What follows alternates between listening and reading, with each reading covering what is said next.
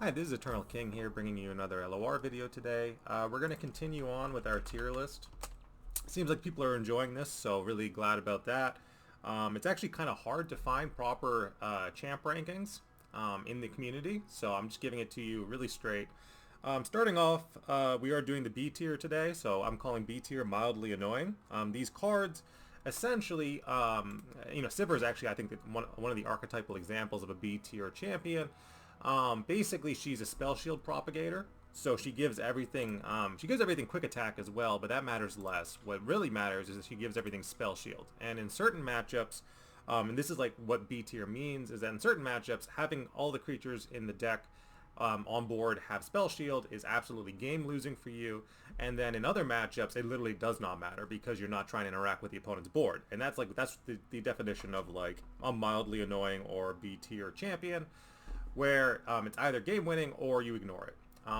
So yeah, everything having spell shield, definitely a problem. It's mildly annoying to have that happen.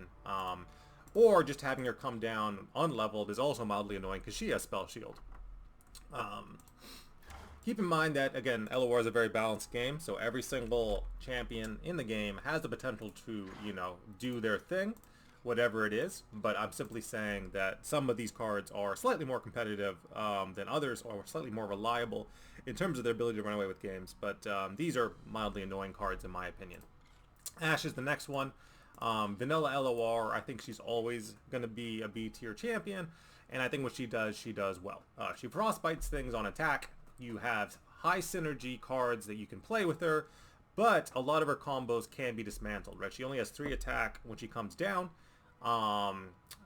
So basically, and in order to level her, normally she'll have to come down on 4, just because it's hard to get enough frostbite procs without playing her naked, like this. So again, you play her naked, and then hopefully she gets to swing at least once, and even if she does get to swing at least once, that might not be enough.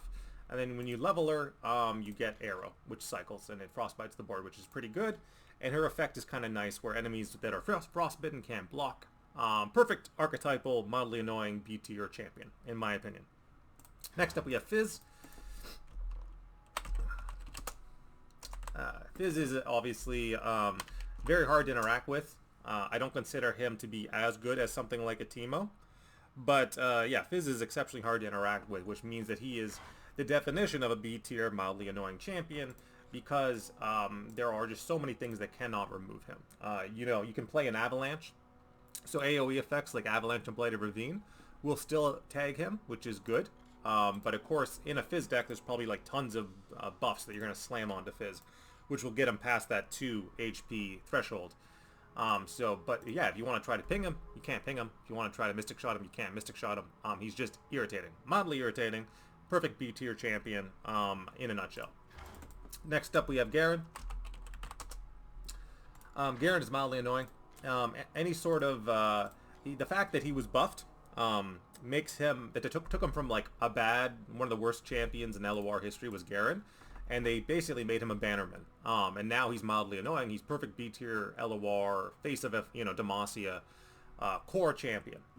He rallies, he levels easily, and he provides a bannerman effect. Really shouldn't have to explain why this is like the perfect B tier example.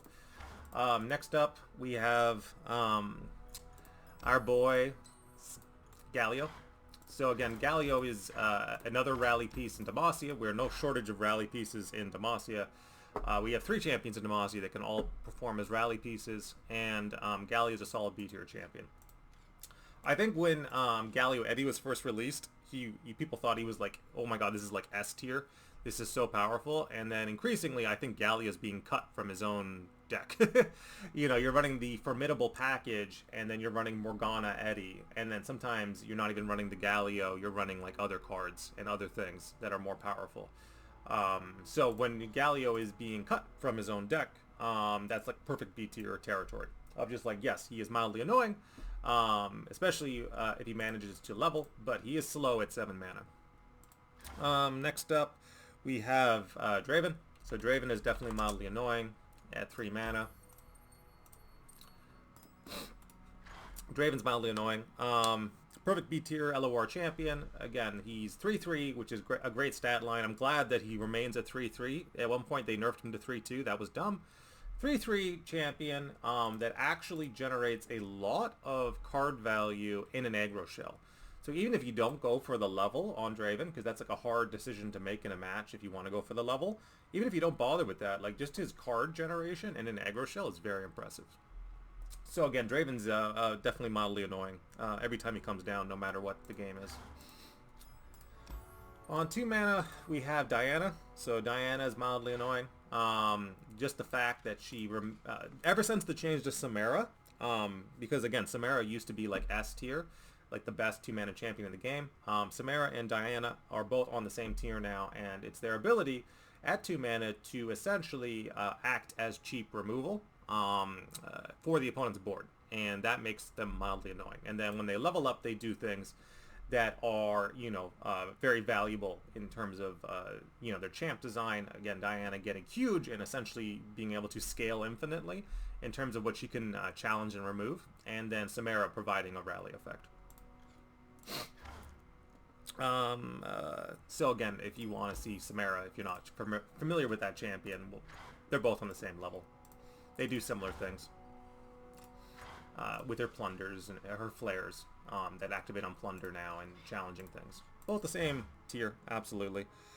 Moving things along, Caitlyn. Caitlyn is mildly annoying. Again, similar to Draven, she is the P&Z Draven.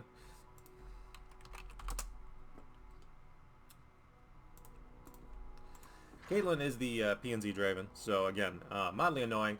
Flash bombs are just not a great archetype on their own right now, which is why Teemo is like the S tier trap card and Caitlyn is the B tier trap card, because you can build Teemo without Caitlyn. You can't build Caitlyn without Teemo right now. That's just the way it is, unfortunately. There are a lot of really well designed and interesting flash bomb cards, but the best thing you could do would be to run Noxus and then just run a lot of kill effects. So at least then you can translate your flash bombs into like Phlox and various, you know, again, 3 mana kill effects. You could like Noxious Guillotine, like 2 things for 6 mana after the flash bomb procs. That's probably the best thing you could do with solo Caitlyn that I can think of. So like Caitlyn Swain might be okay. But yeah, even just in terms of being a 3-3 body with quick attack, attacking, and being irritating, perfect B tier example of a champion. On 6 mana, Sejuani, right? Sejuani's mildly annoying. You have to go all in on her level up, which keeps her in B tier, and basically running 0 mana pings to proc her level up. And then once she levels, yeah, she will run away with the game. But prior to her level up, she doesn't really do much of anything. It used to be that Sejuani was one of the top champions in LOR when Rising Tides was first released, but again, she is powerful enough on release that even like years and years later, she's still a solid B tier champion. Next up is Ezreal. So again, Ezreal is one of the harder champions to level up in the game, requiring 8 targeting effects. But thanks to the spell priority shift, he will always be in B tier in terms of what he does. Essentially turning any spell effect into direct burn, regardless if it's slow or fast speed or burst speed. And thanks to the spell shift priority, you can stack 6 fast speed spells on the stack when your opponent's swinging in for lethal, and Ezreal will proc on each one. So the spell priority shift keeps Ezreal competitive or mildly annoying as in the B tier. Next up we have Evelynn. Evelynn is mildly annoying. I like Evelynn a lot. But the big problem is that you need to run her with something else to really cash out on her. Like, I really like Evelynn Kindred as a deck. I think Evelynn Kindred is great because you can all of a sudden turn all your husk generation into hard removal, even for large things. So I like Evelynn Kindred quite a bit. But that's basically what you're doing, is you're taking a tier champion, combining with a B tier champion, and strengthening the overall package of the deck. The fact that she's easy to level and that sometimes she procs difficult keywords is nice. So Spell Shield, Elusive. But again, she's kind of a worse victor because she can't get big on her own and she can't cash out well on her own. You just need to be running her in with something else. But perfect B tier champion. You don't want her better than that anyway. It'd be kind of annoying. Next up we have Nautilus. Nautilus is mildly annoying. So again, he's just big, right? He's a big boy with 13/13. He has a good champ spell, and he without him, deep doesn't really function. So he is mildly annoying, but again, being 7 mana, you can just vengeance or bounce him, and then the deep deck doesn't get to do its thing. Usually, the people actually prefer Melkai or Milkai. I put them on the same tier, but usually I'll review them together. But typically, it is typically it is Melkai or the mill win condition that is seen as more competitive for the most part. Next up, we have Nasus. So Nasus is mildly annoying. It is very hard to see Nasus as being anything better than B tier right now. I haven't seen anyone win with a Nasus win con in a long time. So like I have not seen the Nasus level in Thresh Nasus in a long time. Now part of that is just player piloting. I don't think Nasus is like considerably worse, but sure, as more stuff gets released, as there's more removal and other decks get stronger, like Ryze for example, I think is stronger than it used to be, which means that Nasus is kind of sitting in B tier. Speaking of Ryze, I believe I have him 1 tier lower, just because of his high RNG, but no, I've got Ryze here, so we can do Ryze at the same time. You know, Ryze is the definition of a high RNG champion. So like he either feels like he's S tier or he feels like he's like F tier. And that's just the nature of the random delve into the pasts, right? So if you don't know, he shuffles in 2 delve into the past in your deck for each Ryze that started in your deck. Now, of course, Eddie should function like this too. You should have to hard run 3 Eddies to get his boons, but they actually designed Ryze properly, where you have to run 3 Ryzes to get the full number of delve into the pasts into the initial shuffle.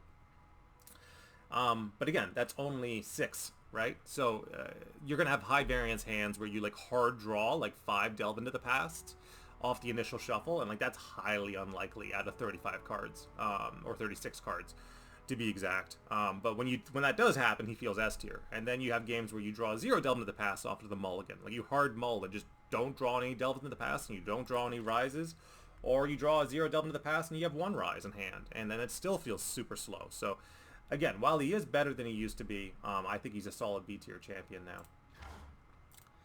now. Kennen. So again, I don't personally like Kennen, but you can't argue what Ken does. Ken does some good stuff for sure. Right, essentially being a bounce spam deck, and unfortunately he is much better than the new champion in terms of what he does in the bounce spam deck. You can also tutor him out with the 4 mana tutor in Ione Allegiance if you want to do that. So again, there's flexibility with how you run Kennen. You can still play like Kennen Ezreal, you can play bounce spam Kennen, you can play Ione Allegiance Kennen. There's some flexibility there, but he is mildly annoying. I think he is the definition of a mildly annoying card. So solid B tier champion. Then we have LeBlanc. So LeBlanc is mildly annoying. I often underrate LeBlanc just because you're like, oh, 5/2, you know, champion, mystic shot range, not great. In some games, depending on like how it goes, LeBlanc can be better than Darius. So again, I'm putting them on the same ranking, but honestly, LeBlanc can be more of a problem than Darius sometimes. And yeah, she is very good at what she does. You can meme it up with Yetis if you want to, like 5/5 stat lines. You can do reputation, or you can just kind of burst, protect, spam LeBlanc. You can strike spam a little bit with LeBlanc. LeBlanc is very flexible. You never really know what a LeBlanc player is gonna do or what they're gonna run, and that makes her mildly annoying. Then we have Swain. Swain is mildly annoying. Again, early champion LOR history, well designed, stands the test of time. Everything he does is mildly annoying, whether it is his boat, whether it is his removal package, whether it is running him as like a mid-range aggro card, whether it is just his keyword soup on level up now that he has. He is the definition of a solid B tier card, and he will never change. Then we have, and again, like you'll notice a trend where like a lot of the champions that received the last number of fixes were all solidly upgraded, right? They were all upgraded to be more competitive. Leona, solid B tier champion, stun spam card, but also changed to the fact that she has like barrier and challenger now, so you know, functioning very similar to the the Daybreak version of Diana, and then having that little more late game stun win con. Definitely mildly annoying. You're never happy to see a Leona, similar to how you're never happy to see a Shen. It just happens that Shen is slightly better than Leona most of the time. Then we have the Toad. Toad is pretty good. Tahm Kench. So Tahm Kench is definitely mildly annoying. You never know what a Tahm Kench player is going to do, whether he is running a Tahm Kench Frostbite spam shell with the champion generating landmark, and it's just like an infinite value Tahm Kench shell, or you're running the OTK healing deck Tahm Kench spell. Tahm Kench is the better part of the healing package. There's no doubt that like a healing deck without Tahm Kench, you can run Tahm Kench without the healing package. You can't run the healing package without Tahm Kench. So again, he's the better card out of the two. Next up, we have okay, yeah, we definitely have Zoe. Zoe is the definition of mildly irritating. She's irritating when she swings, and she's irritating on subsequent turns when she gets spell shield off of start chart, because of course she gets spell shield off of super cool start chart. That's how our RNG works. Definition of mildly annoying.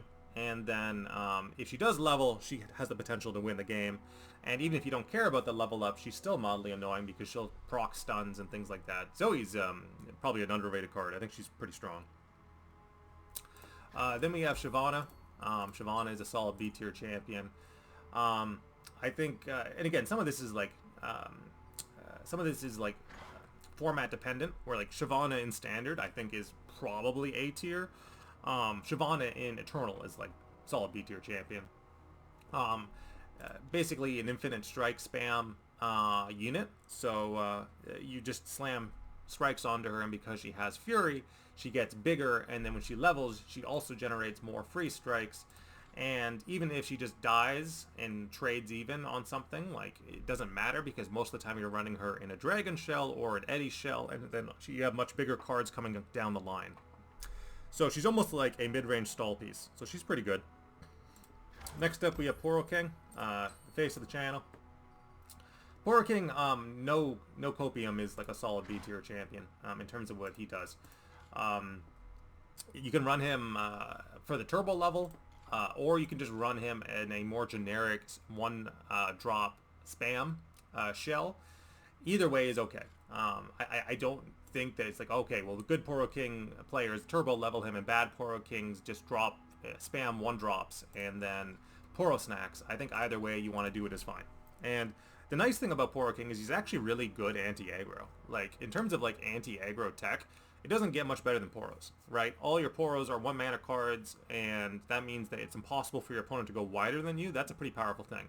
And then late game, if you are actually like good at Poros, you will have Poro King leveled, and then you'll be getting all of this stuff. So solid B tier champion, flexible too. I actually think that the best new version of Lux, it goes in a Poro King deck.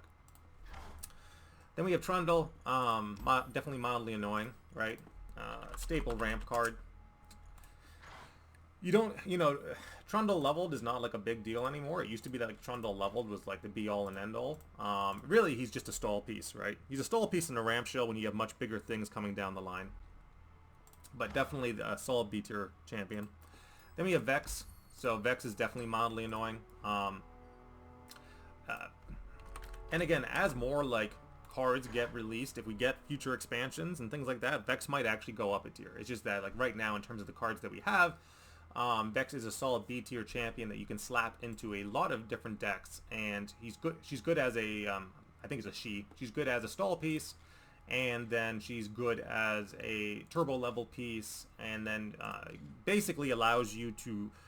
The power of Vex is that it basically encourages you to run a optimal number of pings in your control deck that you might not run otherwise because you don't know how to deck build. So like Vex is encouraging you to run pings, which you should be doing anyway in a control shell, but she just like makes you do it because she levels off of it, and that's a very good thing.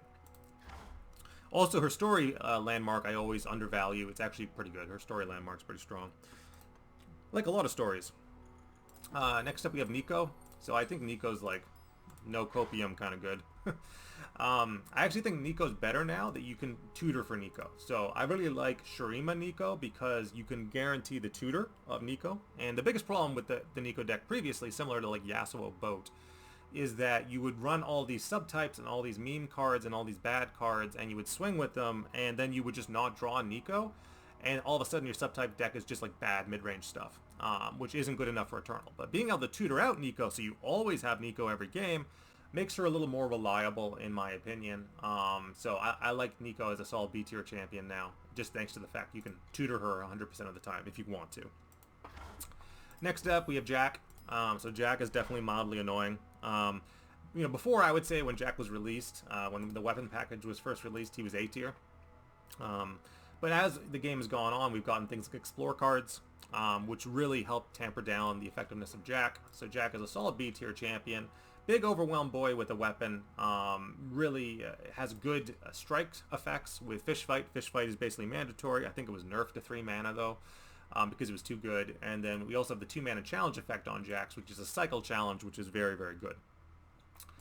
So definitely mildly annoying. Then we have Pyke. So Pyke is mildly annoying. Pyke was nerfed because he was too good, because they thought that having 2 sort of A-tier champions in the same deck and Lurk was just too much. So now, you know, we have Rek'Sai, which is still A-tier, and then Pyke, which after the mana nerf to his strike spell, is now, you know, B tier, but still very good. Lurk is not any worse than it used to be because, again, taking one champion down a tier in an entire stack of cards just turns out to not be that big of a deal. Lurk is still very good. Samira we already talked about, and then the last one is going to be Caitlyn. So I think you know, I talk about like all the new champion, all the champs that were changed, the vanilla champions. So like they're all basically B tier now, and there's even an argument for Vlad to be here, but you know, again, I keep Vlad down a tier. I kicked him down a tier just because it's very competitive in terms of the tier list for LOR. But yeah, Katarina is definitely mildly annoying. So solid B tier champion. Due to the number of champions that are actually in LOR, I'm probably going to have to make this a 3-part video, but this is sort of B tier. That's all the B tier champions. Next up, we'll be doing C tier. But yeah, there are a lot of champions in LOR, and I'd like to talk about all of them and give them more time in the sun in terms of what they can do in the decks they go in and the complexity of this game. But like I said, a lot of champions to go through. All combined, once I review every single tier, it'll be like 3 20-minute videos, which is like a solid hour of listening to me talk about champions. So it's a big ask, but I hope you stay tuned and that you're enjoying the content. This is Eternal King, signing out.